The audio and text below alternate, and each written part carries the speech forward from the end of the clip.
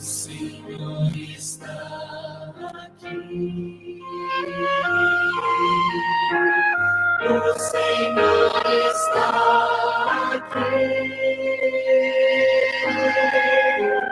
Vem te adorá-lo, vem te exaltá-lo. O Senhor está aqui. Vamos entoar louvores ao seu nome. Vamos exaltar as suas maravilhas. Toda a terra e céu em o seu louvor. Vamos adorar o grande Criador. O Senhor está aqui. O Senhor está aqui. Vem te adorar-lo, vem te exaltar-lo. O Senhor está aqui. Nuvens e trovões proclamem sua glória. Mundos e nações inclinem-se a ele. Ele é o poder, ele é o louvor. Vamos adorar o grande Criador. O Senhor está aqui. O Senhor está aqui. Vem te adorar-lo, vem te exaltar-lo. O Senhor está aqui.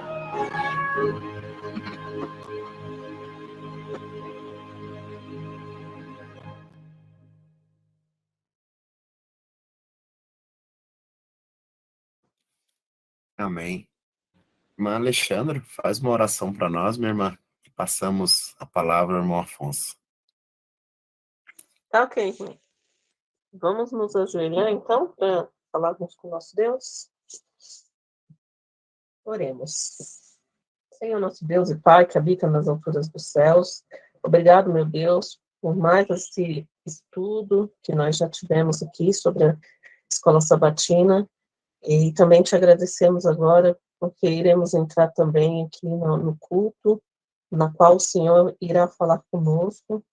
Que o Senhor possa vir abençoar o irmão Afonso, que irá trazer a mensagem a nós, que essa mensagem possa ser não somente ouvida, mas também aceita e também praticada, Senhor. Perdoe os nossos pecados, abençoe a cada pessoa aqui representada em seus lares.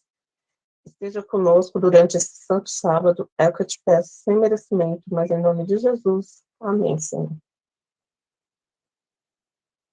Amém. Amém. Pode ficar à vontade, meu irmão Afonso. Tá bom, meu irmão? Amém, irmãos. Então, meus irmãos, um bom dia, um feliz sábado a todos. Como já foi dito aqui, né, meu nome é Afonso, eu sou da cidade de Itabuna, do estado da Bahia, né, e eu tenho alguns anos, assim, nesse nosso grupo, né, depois de conhecer a mensagem.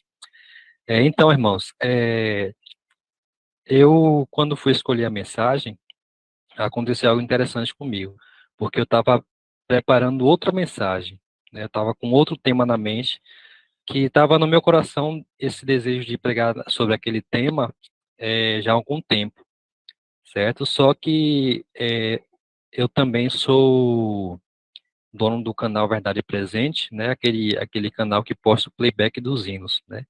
E justamente quando eu estava fazendo o playback desse hino que a gente escutou agora há pouco, né? 470, Creio eu que o Espírito do nosso Deus me motivou, me inspirou a fazer outra mensagem, né?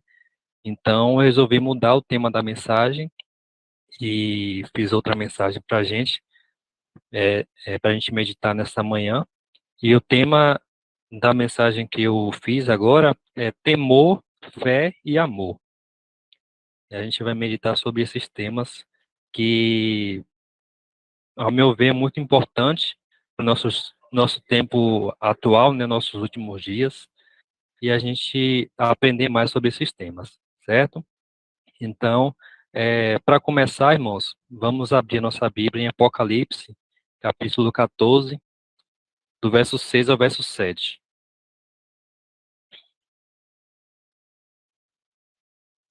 Apocalipse, capítulo 14, do verso 6 ao verso 7, que é um verso bem conhecido, né, para a gente. Uma das mensagens do terceiro anjo. E diz assim: E eu ouvi outro anjo voar pelo meio do céu, tendo o evangelho eterno para pregar aos habitantes da terra e a cada nação, e tribo, e língua e povo, dizendo em alta voz: Temei a Deus e dai glória, porque é chegada a hora do seu juízo, e adorar aquele que fez o céu e a terra e o mar e as fontes das águas. Então a gente sabe que esse verso, irmãos, é um verso muito forte, muito tremendo, né, que se refere à adoração, né? Pedindo uma aclamação ao povo a adorar o Deus verdadeiro, né?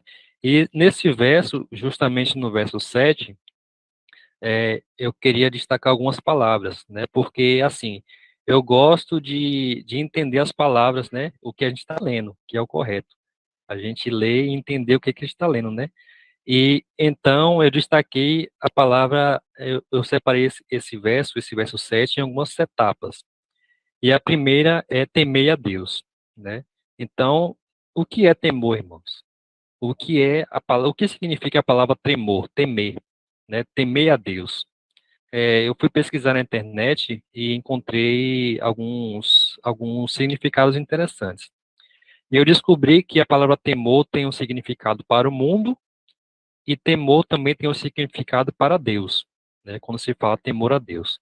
E o significado de temor do mundo é justamente o que a gente vê na mente, né? Quando a gente fala temor, que é medo, é receio, pavor ou terror de algo ou de alguém, né? De alguma coisa.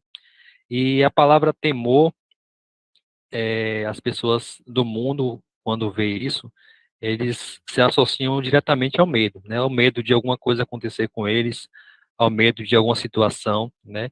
E tem alguns exemplos assim, por exemplo, o temor de chegar a estado de miséria, né, principalmente para quem é chefe de família, né, para quem quer sustenta a casa, seja homem, seja mulher, a pessoa que tem esse poder dentro do lar tem muito temor de não conseguir cumprir esse papel, né, de conseguir sustentar sua família.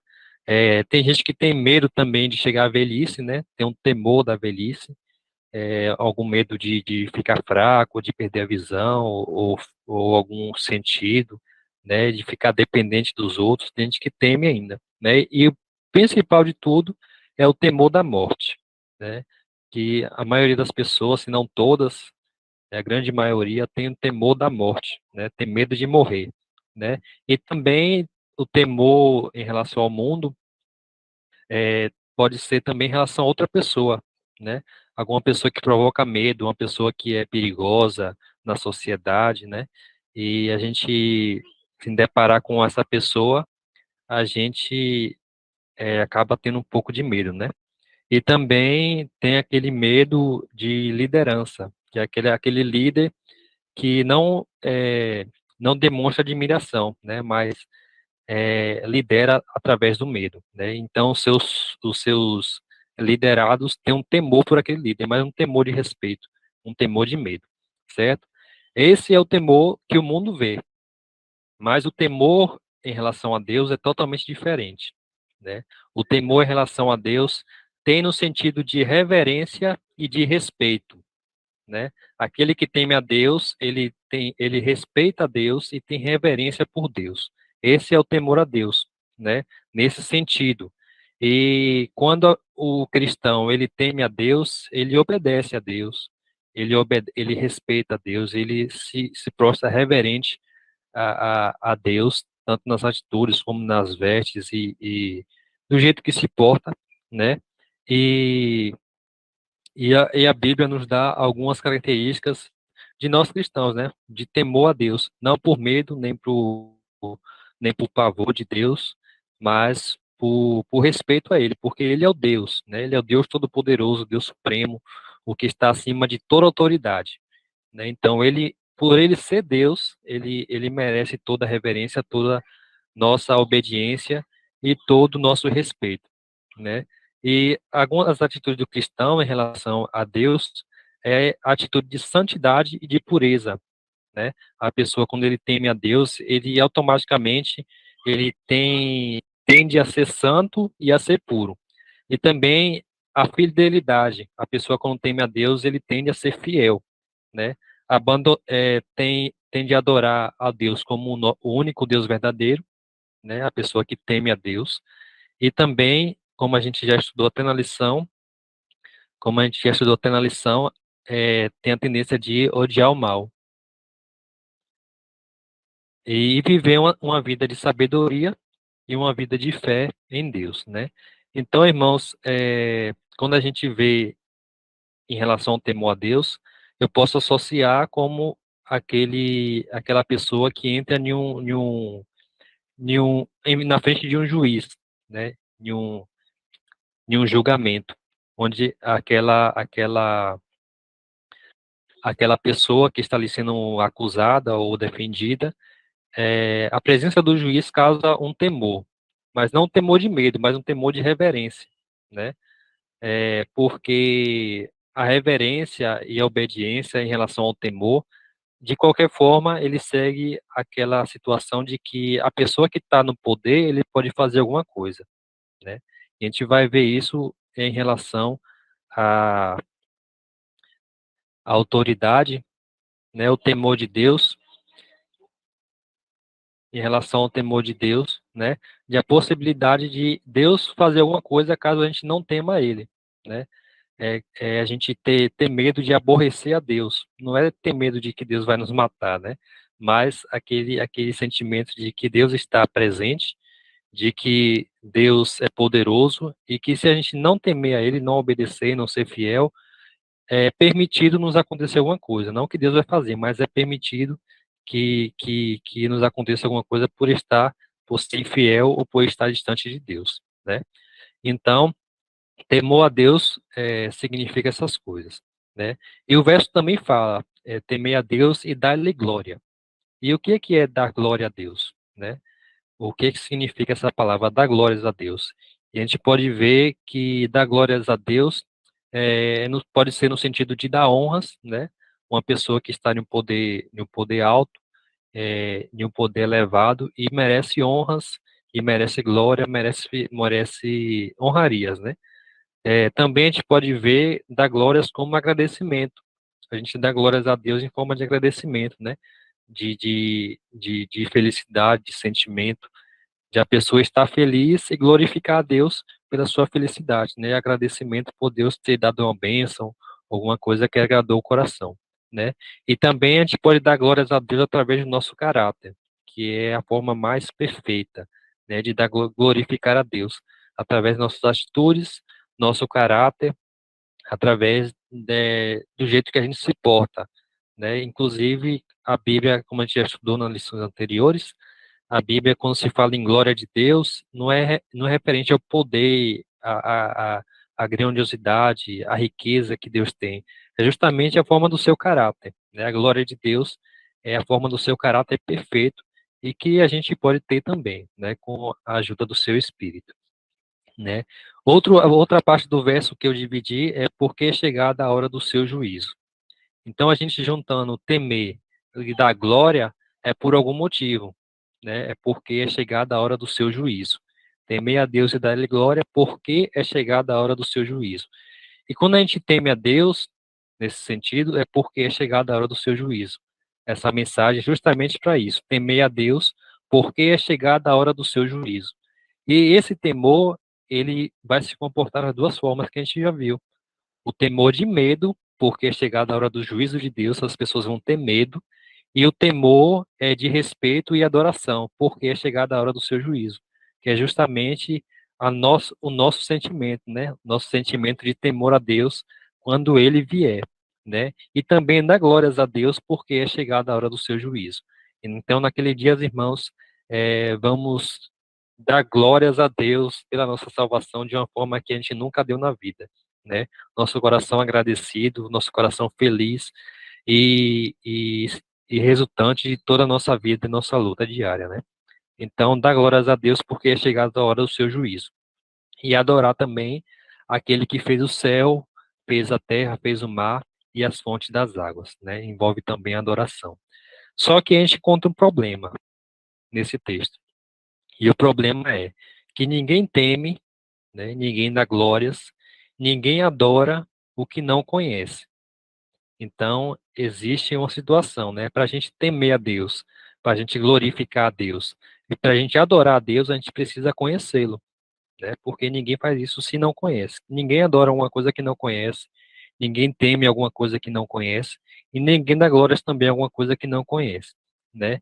Então, vamos abrir a Bíblia em Hebreus, capítulo 11, verso 6, né? Que é um verso que Paulo, ele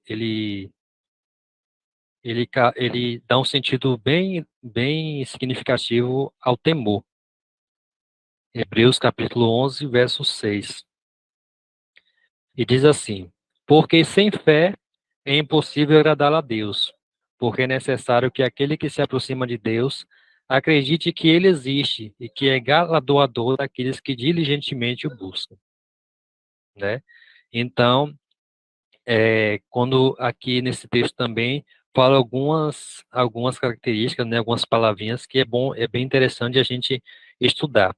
E a primeira delas é a fé, né? Porque sem fé é impossível agradar a Deus, né? Então, quando você tem fé, você crê, né? Você acredita, você acredita em alguma coisa, porque a fé é a certeza daquilo, né, que a gente acredita, que a gente espera, mesmo a gente não conseguindo ver, é através da fé. Então, sem fé, se você não tiver fé, você não consegue agradar a Deus. Por quê? Porque é necessário que aquele que se aproxima de Deus acredite que ele existe, né? Então, nossa fé é acreditar que Deus existe, mesmo a gente não vendo, mesmo a gente às vezes não ouvindo, assim como você está me ouvindo, né? Mesmo a gente não conseguir tocá-lo, mas a gente tem fé que ele existe pelas coisas, pela observância da natureza, por exemplo, pelas maravilhas que ele fez, né? Pelas bênçãos que ele nos dá, e vários outros motivos que a gente acredita que Deus existe, né? E que ele é galardoador daqueles que diligentemente o buscam, né? Essa palavra diligentemente, diligência, quando eu conhecia, eu tomei ela para mim, né? Porque eu me considero uma pessoa meio que preguiçosa, né? Então, quando eu conheci essa palavra diligência, eu falei, essa palavra é para mim, porque é o contrário da preguiça, né? A pessoa que é diligente, ela não é preguiçosa. Então, o verso fala que aquele que diligentemente o busca, né? Aqueles que diligentemente o buscam. Então, a busca a Deus, a busca do conhecimento de Deus tem que ser com diligência. Não pode ser com preguiça, não pode ser de qualquer jeito. Tem que ser uma busca com força, uma busca poderosa, né? Como se fosse depender das nossas vidas, né? Conhecer a Deus. E crer ou acreditar em Deus, apenas dizer, né? É muito fácil. E, na verdade, quando a gente diz que crê, a gente tem que crer de verdade. A gente tem que ter fé de verdade. E nesse ponto eu queria destacar algumas coisas interessantes. Porque a gente que se diz ter fé em Deus, acreditar em Deus, aparecem situações na nossa vida que nos provam a isso, né? Se a gente realmente crê, se a gente tem fé em Deus, né? E, por exemplo, quando a gente se depara com uma pessoa endemoniada, né, o que que a gente vai fazer?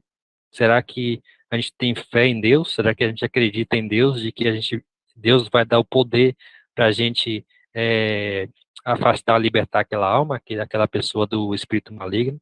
Quando a gente se depara numa situação perigosa, né, que a gente às vezes nem espera, a gente nem se propôs a fazer isso. Por exemplo, você está indo para a casa de um irmão, está indo até para sua casa, ou para o trabalho, ou está indo adorar a Deus na igreja ou no grupo dos irmãos, e você tem que passar por um lugar perigoso, né? Você acredita, você tem fé em Deus, você acredita em Deus de que Ele tem poder para proteger você. E quando, irmãos, a gente se depara com uma pessoa doente, muito doente, que às vezes precisa da cura, precisa de um milagre na vida dele, e cabe a nós fazer isso. Será que a gente tem fé em Deus? Será que a gente acredita?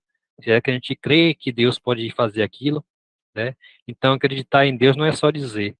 Acreditar em Deus é praticar também.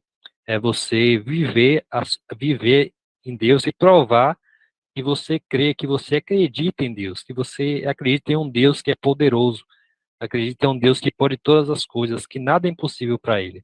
E você praticar isso. Isso é crer em Deus, né? Isso é provar que você realmente crê em Deus e provar que Ele existe na sua vida, né?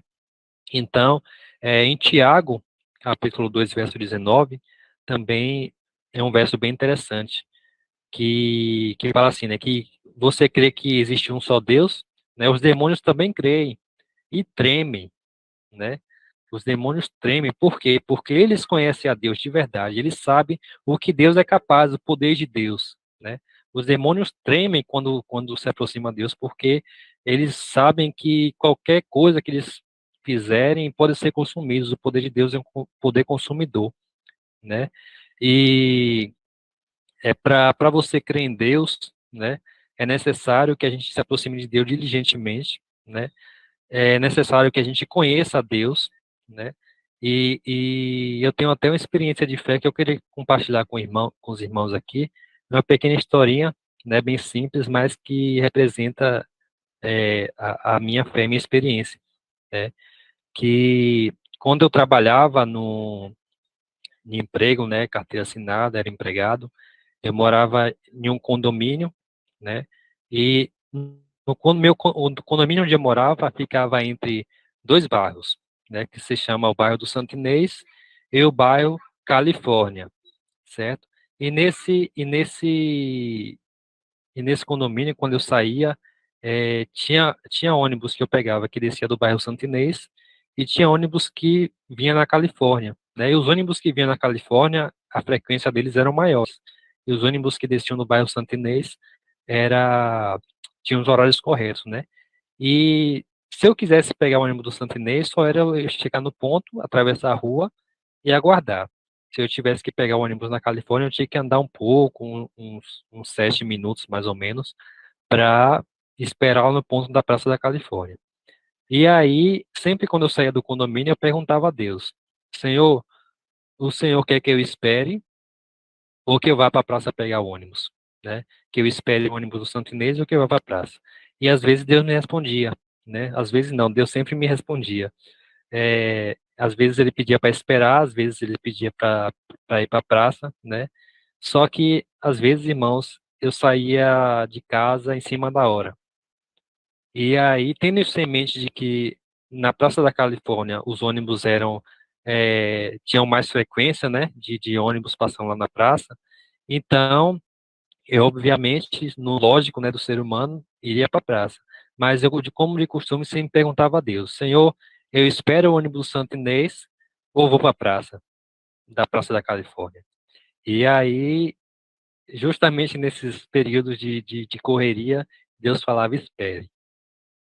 Aí, irmãos, é que a minha fé era aprovada, porque às vezes eu obedecia a palavra de Deus, quando Deus falava espere, e o ônibus chegava, descia ainda, mesmo angustiado, preocupado com o horário, se ia chegar atrasado no trabalho, mas o ônibus vinha, e eu chegava a tempo ainda no trabalho.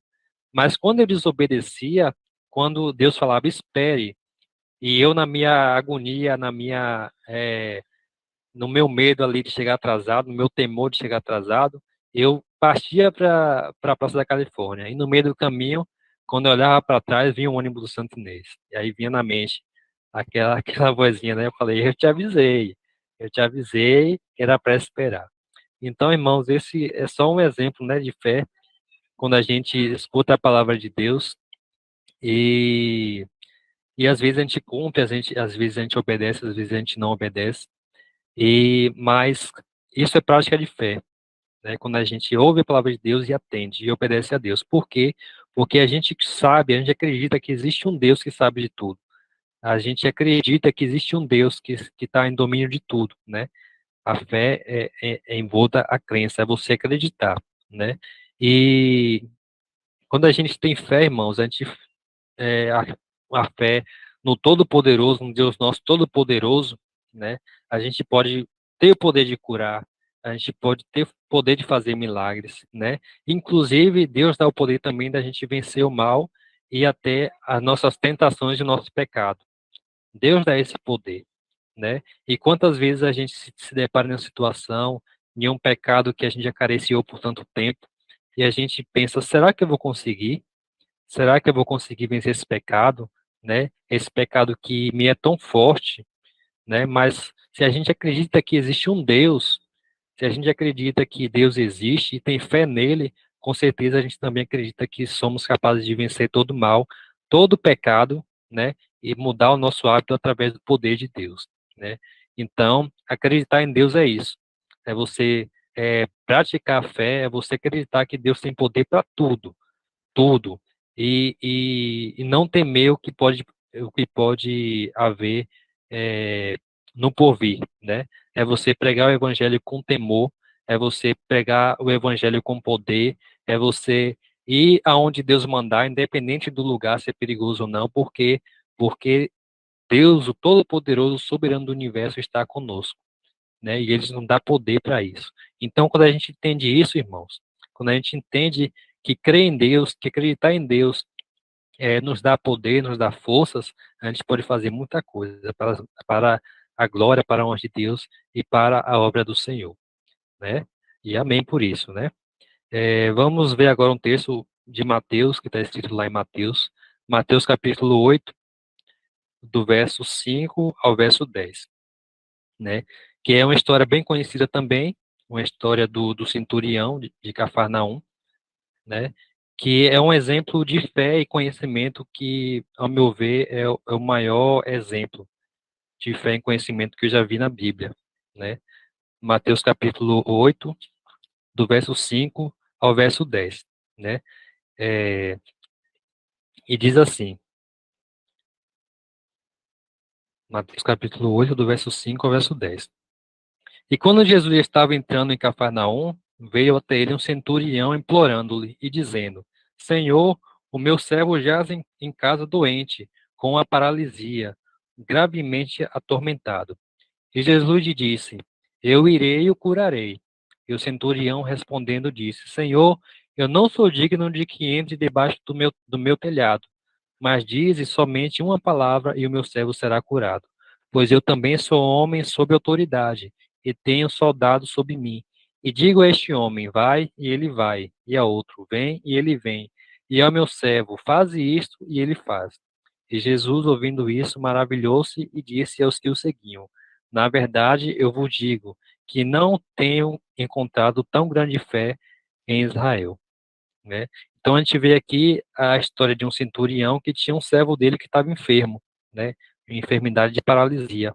E ele suplica a Cristo que cure o seu servo.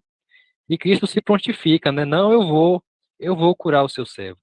Só que aí ele, do estado de humilhação, ele falou, Senhor, eu não sou digno de receber na minha casa. Apenas mande uma palavra, daí o meu servo será curado. Então, quando Cristo, ele vê essas palavras do centurião, ele se admira grandemente, né? Por dois motivos ele se admira. Mas a primeira que eu vou me referir é a admiração pela fé daquele homem, em acreditar somente na palavra de Cristo. Mande apenas uma palavra e meu servo será curado, né? Então Cristo ele vê, eu não encontrei ainda nenhuma fé, né, uma fé tão grande como a fé deste homem, né? A fé de que não precisa eu estar presente, mas apenas no poder da minha palavra, o meu poder será manifestado, né? Esse é um dos pontos. O outro ponto, e é o ponto que eu quero tomar para nós, é o conhecimento daquele centurião. Porque quando fala assim, pois também sou homem de autoridade. Quando a gente vê essa palavra também, a palavra também no verso, significa que ele está se igualando a alguém, né? Eu também, ou seja, então eu e tem outra pessoa. E esse também, essa outra pessoa de autoridade é o próprio Cristo, né? Eu também sou homem de autoridade e tenho soldados sobre mim, né? E digo a este vai, e ele vai, e a outro vem, e ele vem, e ao meu servo faz isto, e ele faz. Então, ele reconheceu que Cristo era um homem de autoridade. Agora, irmãos, autoridade sobre quem?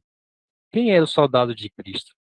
E aí, se a gente for analisar, se a gente for aprofundar mais um pouco, a gente vai perceber que os soldados de Cristo são os seus anjos, né? E quando o centurião fala sobre isso, Cristo se maravilha, né? Se maravilha com o conhecimento daquele homem, porque ele acredita que Cristo, o poder de Cristo, na sua palavra, né, é de autoridade a comandar os seus anjos, né? Mande apenas uma palavra. É como se ele estivesse dizendo, enviando os seus anjos para que tirasse aquela doença do seu servo, claro, com o poder de Deus, né? Então, eu queria destacar essa parte, porque, irmãos, nós também temos esse poder em nossa disponível, né, para nós. Nós também temos um exército, uma legião muito mais de anjos incontáveis, né, a nosso dispor para fazermos a obra de Deus, né? E quando a gente tem o conhecimento disso, a gente mais ainda a gente não tem o que temer. A gente não tem o que temer de fazer a obra, a gente não tem o que temer de pregar o evangelho, porque milhares e milhares de anjos estão ao nosso dispor para fazer a obra de Deus, né? Deus disponibiliza esse poder, esse exército para nós, irmãos. Quando a gente clama a Deus, quando a gente pede um milagre a Deus, né? Quando a gente enfrenta uma pessoa que está doente, que tá enferma, que está com um espírito maligno dentro dela, e a gente tem esse conhecimento de que Deus disponibiliza o poder dele e o exército dele para nos ajudar, a gente pode fazer grandes maravilhas, irmãos. Grandes maravilhas. E essas maravilhas, creio que vai ser mais manifestas quando a chuva serôdia vier. Mas a gente tem que se preparar, não esperar. Ah, vou esperar a chuva serôdia cair para depois eu manifestar o poder de Deus na minha vida. Não. A gente tem que praticar esse poder, a gente tem que buscar esse poder, pedir a Deus esse poder, né? De, de, de podermos fazer a obra de Deus conforme Ele deseja, né? E esse é um ponto bem interessante também de você reclamar, né, o poder dos céus para você fazer a obra de Deus. Não fazer suas próprias obras, mas fazer a obra de Deus com temor, com poder e com autoridade. Amém? E também em João capítulo 17, verso 3, né, a gente vê uma situação interessante agora, né? Porque Deus, vamos ler aqui João 17, verso 3, para depois eu comentar aqui.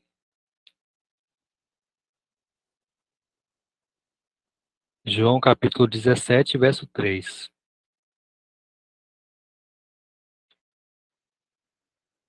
É um verso também bem conhecido mesmo, né? A gente pode até saltar de cor, né? Que diz assim: a vida eterna é esta, que te conheçam a ti, como o único Deus verdadeiro, e a Jesus Cristo a quem enviaste, né? Então a gente vê aqui o conhecimento, né? Para a gente ter a nossa vida eterna, a gente tem que conhecer. A gente tem que conhecer a Deus como nosso único Deus verdadeiro e também a Jesus Cristo, a quem ele enviou. Então, o conhecimento é fundamental, né? É, é fundamental ter o conhecimento de Deus e de Jesus Cristo. E a gente não tem como, irmãos, a gente conhecer a Deus sem conhecer a Jesus. Porque antigamente a gente vê muito assim no Velho Testamento que Deus ele manifestava muito o poder dele, mas como como punição, né? Aqueles povos que não se arrependiam, aqueles povos e nações que não tinham outros deuses, não adoravam o único Deus, não se arrependiam, não se humilhavam, não deixavam seus pecados. Então, a única solução para eles era a morte, porque o salário do pecado é a morte, né? E a gente pode ver um Deus como um Deus tirano no Antigo Testamento, um Deus que mata aqueles que não obedecem à sua lei, né? Um Deus que castiga aqueles que não obedecem, aqueles que não seguem. Só que quando no Novo Testamento a gente vê outro Deus, né? É outro Deus? Na verdade, não. É o mesmo Deus, só que com uma visão diferente, porque Cristo veio para revelar quem é Deus de verdade. A gente vê um Deus de amor através de Cristo, né? Não é um Deus que mata, não é um Deus que, que pune os seus servos pela desobediência, mas é um Deus que só aborrece o pecado. É um Deus que odeia o pecado, né? E se o pecado está em nós, acabamos sendo destruídos não porque merecemos, não porque, na verdade, não porque Deus quer nos matar, mas porque Ele quer destruir o pecado, né? Quando o pecado está impregnado em nós, acabamos sendo sujeitos a essa destruição também. E Cristo, ele veio ao mundo, né, para mostrar o Deus de amor. A vida de Cristo foi mostrar que Deus é amor, que Deus é misericordioso também. Só que, os judeus eles não entenderam isso, tanto que eles não aceitaram a Cristo, né? E estudando também algumas lições, é, a gente aprende que os judeus tinham um motivo para isso, para ser tão rigoroso na lei, né? Era somente a lei. Você tem que cumprir a lei. Se não cumprir a lei, vai morrer, vai sofrer alguma punição, né? Porque apesar de ser o povo de Deus, né? O antigo povo de Deus, o povo de Israel, eles temiam muito esse temor de medo, né? O temor do mundo. Eles temiam muito perder o seu título de povo de Deus, né? Então, eles temiam muito que alguma nação vizinha pudesse atacar eles, invadir, destruir o território, apesar de ter acontecido isso, né?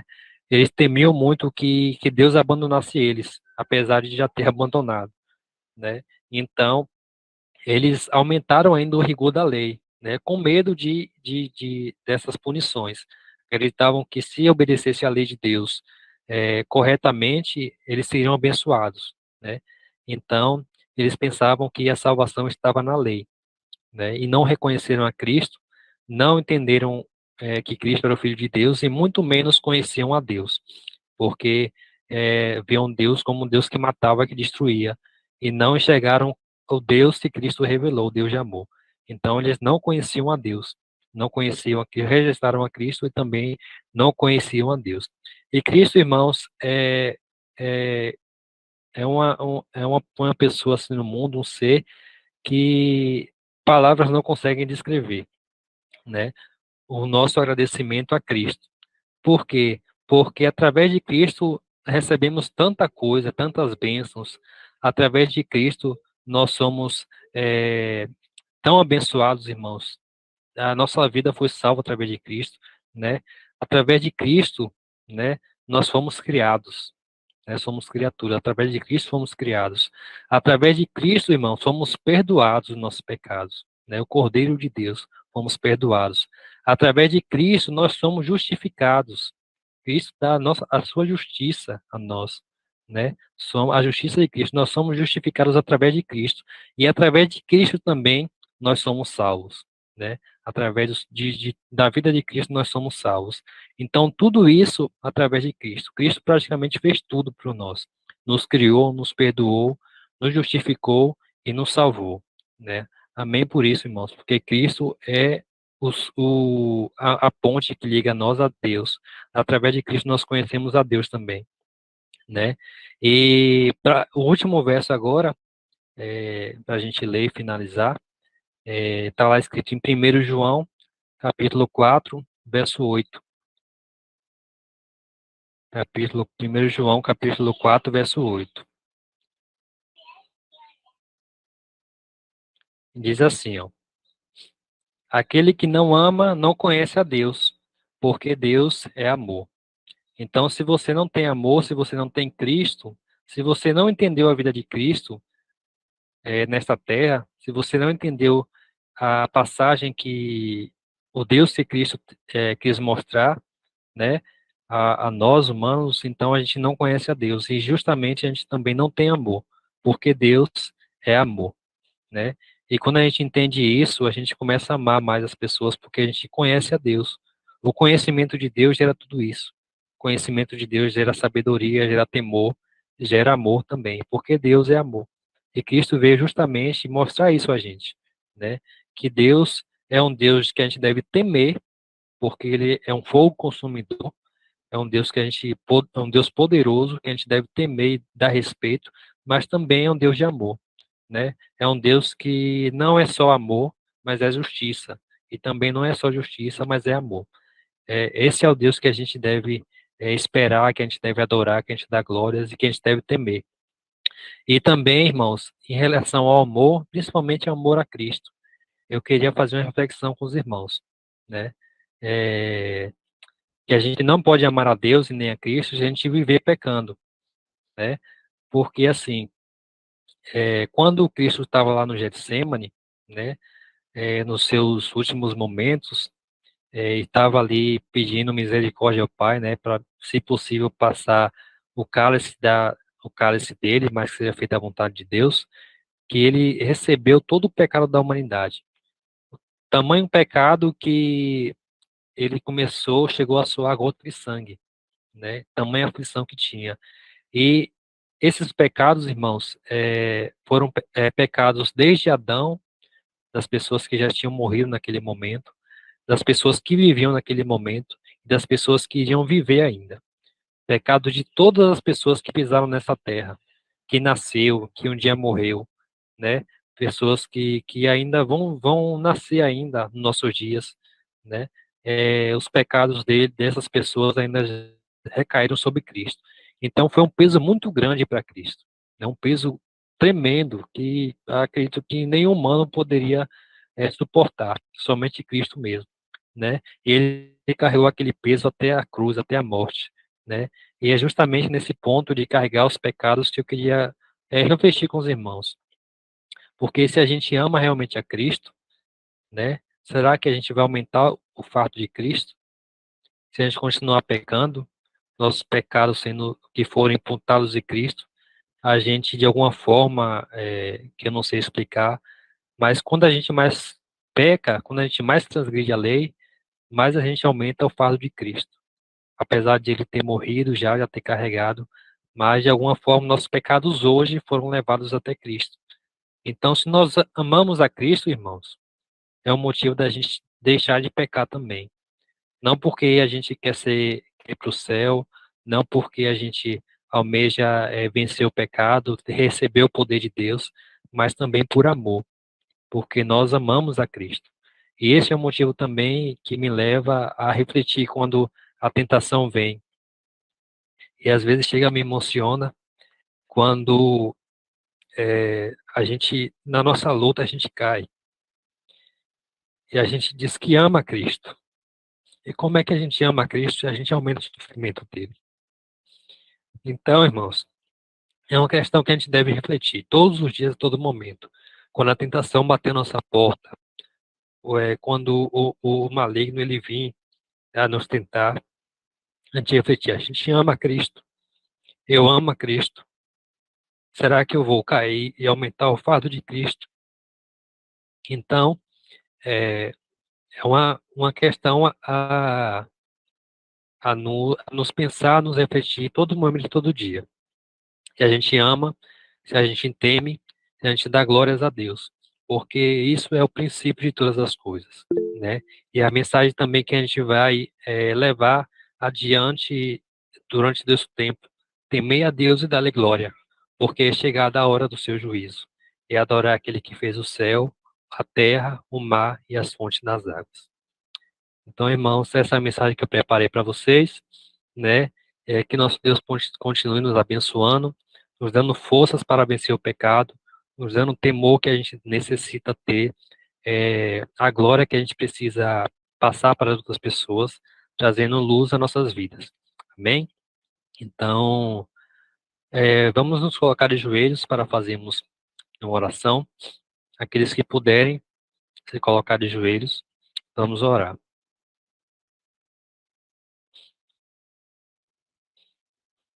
Oremos.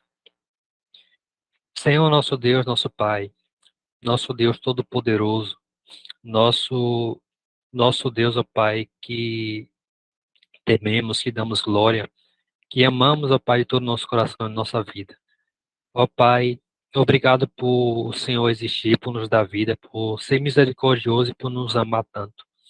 Obrigado também, ó Pai, pelo Teu Filho, que manifestou o Senhor de uma forma que devemos aceitar todos os dias, que trouxe o conhecimento até nós, ó Pai, do Senhor, que trouxe a Tua imagem, a Tua semelhança, de uma forma que devemos canalizar e meditar e se apegar a todos os dias, ó Pai, e tentar imitar conforme o Teu poder, com a Tua ajuda, a ajuda do Teu Espírito. Ó Senhor, obrigado pelas Tuas maravilhas, obrigado por tudo. Que o Senhor, Pai, continue nos ajudando também, nos dando forças para vencer o pecado que jaz à nossa porta, Pai. O pecado que atormenta o nosso coração a todo momento. Que o Senhor nos dê forças, nos dê diligência, Senhor, para que possamos conseguir vencer com a ajuda do Teu poder, do Teu Espírito. Ó Pai, nos ajude a ter amor também pelo próximo, amor a Ti, amor a Cristo, Pai. E colocar em nossas cabeças de que a gente pecando, a gente aumenta mais o fato do nosso Cristo, nosso Salvador. E que por amor a gente não peque, por amor a gente obedeça a Ti, por amor a gente cumpra os Teus desejos nas nossas vidas, e por amor a gente, ó Pai, consiga a nossa salvação. Que o Senhor venha estar nos ajudando a todo momento, a toda circunstância, sempre falando em nossos corações, nossa mente, para que estamos sempre ligados a Ti, ó Pai. Venha perdoar o nosso pecado, nossas falhas, livrando de todo mal, de toda armadilha e tentação do inimigo. E não nos deixe cair em tentação. É tudo isso que eu te peço e agradeço, em nome do Teu Filho amado Jesus Cristo. Amém.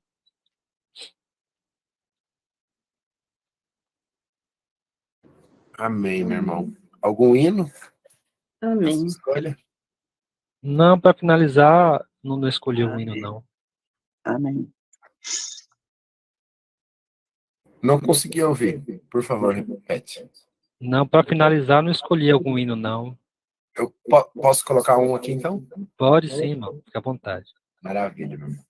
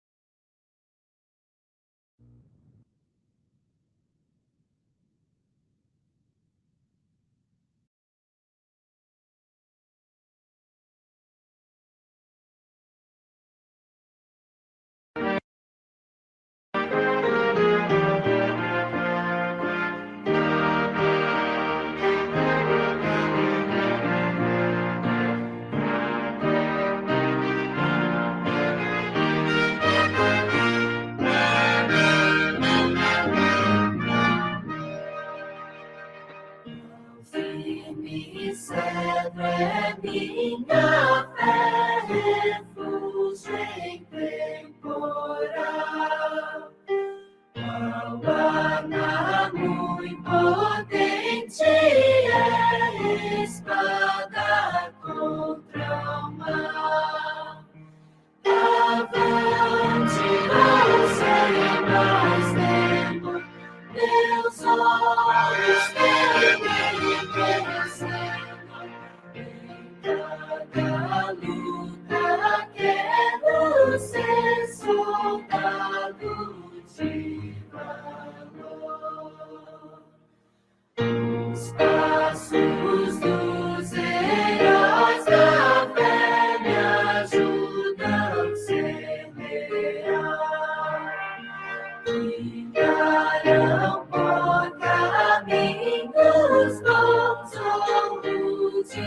pedregal.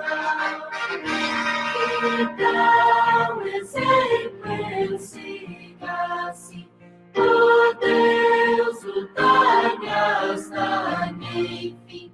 Eu quero minha vida pôr nas mãos do Criador.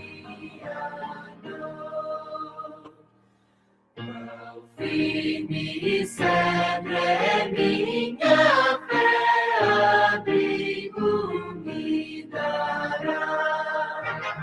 Qual sagrado tem forte mão, assim não falhará.